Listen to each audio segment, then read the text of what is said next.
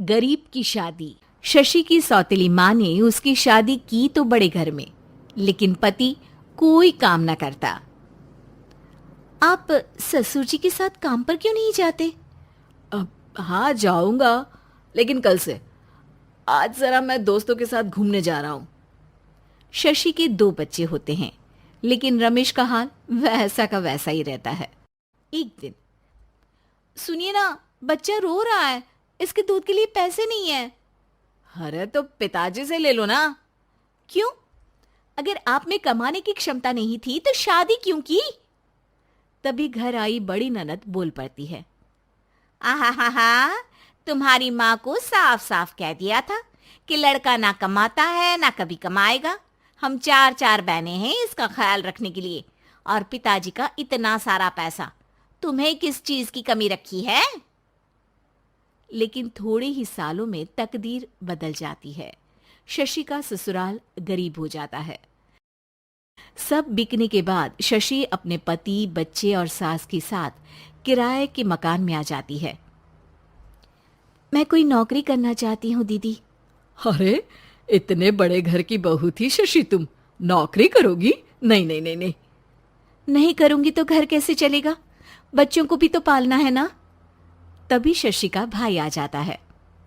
शशि, ये ले राशन का सामान, किसी भी तरह की कोई भी जरूरत हो तो बताना। भाई, अब मैं नौकरी करूंगी।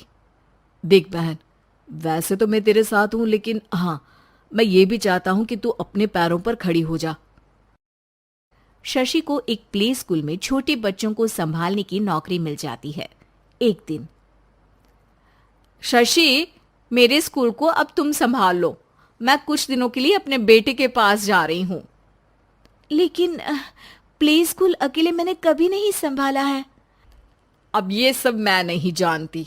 इतने महीनों में तूने जो देखा, बस पूरे आत्मविश्वास के साथ उसे करना।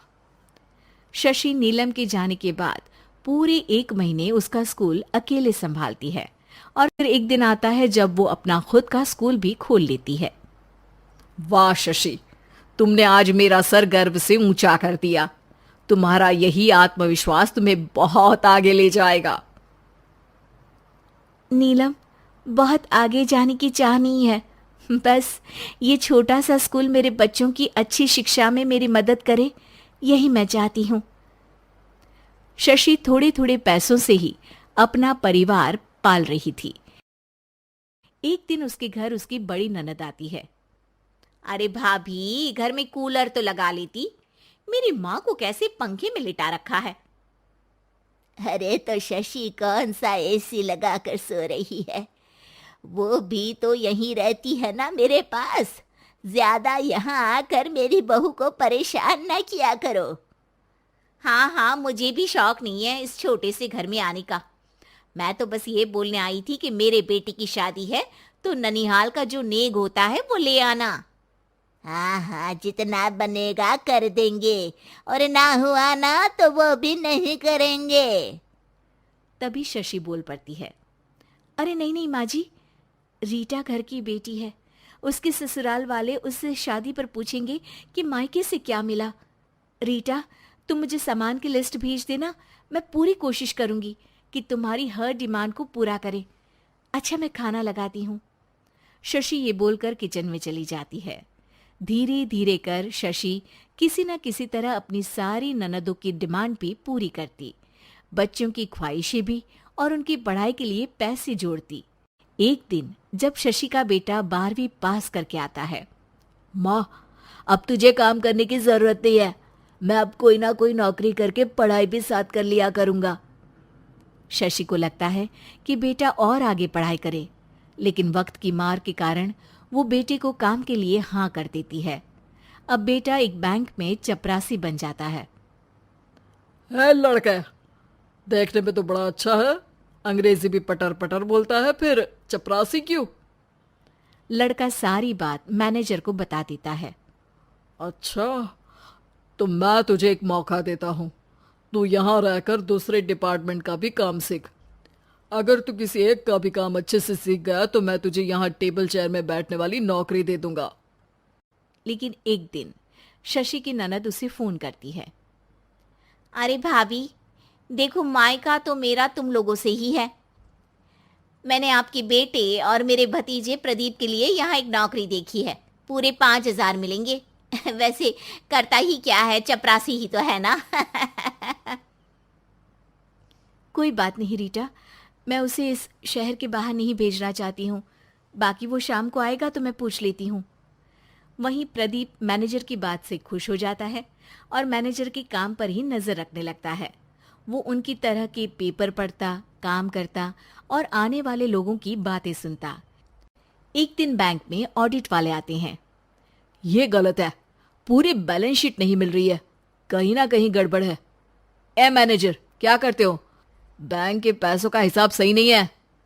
मैनेजर के पसीने छूट जाते हैं। तभी प्रदीप वहां जाता है। अब क्या मैं ये बैलेंस शीट देख सकता हूँ? अरे बेटा मजाक नहीं, जाओ पानी लेकर आओ एक गिलास। प्रदीप मैनेजर को पानी लाकर देता है और फिर ऑडिटर से कहता है, देखिए सर, मैं आपको बता सकता हूँ कि कैसे बैलेंस शीट को आप लोग गलत तरीके से जोड़ रहे हैं। ऐसा बोलकर प्रदीप एक एक कर सारे डाउट क्लियर कर देता है। अरे हाँ, ये तो पॉइंट हमने देखे ही नहीं थे। गुड, कौन है ये बच्चा? तभी मैनेजर बोल पड़ता है, अब हमारे यहाँ अकाउंट में नया आया है। ऑडिटर के जाने के बाद, वाह प्रदीप, आज तो तुमने मेरी नौकरी बचा ली। और आपने भी तो मेरी नई नौकरी लगा दी, अकाउंटेंट की।